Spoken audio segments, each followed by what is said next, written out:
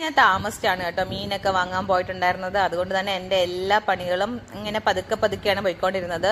Vegetables ഒക്കെ ഫ്രിഡ്ജിൽ കയറ്റണമായിരുന്നു, പിന്നെ മീനൊക്കെ കണ്ടിച്ച്, പിന്നെ വേണമല്ലോ ഇതെല്ലാം ഒന്ന് കുക്ക് ചെയ്ത് സെറ്റ് ചെയ്യാൻ വേണ്ടിയിട്ട്. അങ്ങനെ ഇന്നും അതിൻ്റെ ഇടയിൽ കൂടെ കുറേ തുണി മടക്കാറുണ്ട്, അതൊക്കെ മടക്കിക്കൊണ്ടിരിക്കുകയാണ്. പിന്നെ അതിൻ്റെ ഇടയിൽ കൂടെ കുട്ടിയെ പോയി ഒന്ന് ചൊറിയുന്നുണ്ട്. കാരണം അല്ലൂസ് സ്കൂളിൽ പോയേക്കൊണ്ടല്ലോ, അപ്പോൾ ഒറ്റയ്ക്കേ ഉള്ളൂ. അപ്പോൾ ഒറ്റയ്ക്ക് ഇരിക്കുമ്പോൾ എനിക്ക് ഭയങ്കര സങ്കടമാണ് കേട്ടോ. അപ്പോൾ ഞാൻ കുക്ക് ചെയ്യുവാണെങ്കിൽ അതിൻ്റെ ഇടയിൽ കൂടെ ഓടിപ്പോയി അവളുടെ അടുത്ത് പോയി ചുമ്മാ കുറച്ച് സമയമൊക്കെ ഇരുന്ന് ഒന്ന് കവിളിലൊക്കെ പിടിച്ചിട്ടാണ് തിരിച്ച് വീണ്ടും കിച്ചണിലേക്ക് ഓടി വരുന്നത്.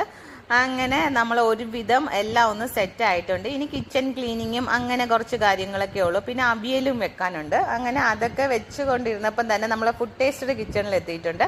ഞാൻ അമ്പഴങ്ങ ഉപ്പിലിട്ടതിൻ്റെ കൂട്ടത്തിൽ കുറച്ച് മാങ്ങയും കൂടെ എടുത്തിട്ടുണ്ടായിരുന്നു കേട്ടോ. അത് സെറ്റ് ആയിട്ടുണ്ട്. കുട്ടി അത് വന്ന് കഴിക്കുന്നുണ്ട്. അപ്പോൾ എനിക്കും കൊതി സഹിക്കാൻ വയ്യ. അങ്ങനെ ഞാനും അതിൽ നിന്ന് ഒരു മാങ്ങ എടുത്ത് വെച്ച് കഴിക്കുകയാണ്. അടിപൊളി ടേസ്റ്റ് ആയിരുന്നു കേട്ടോ. എല്ലാം ഇങ്ങനെ ഉപ്പും എരിവും എല്ലാം പിടിച്ച് സെറ്റ് ആയിട്ടുണ്ടായിരുന്നു. അത് കഴിഞ്ഞ് കുട്ടിക്ക് ഫുഡും കൊടുത്ത് കിച്ചണും ക്ലീൻ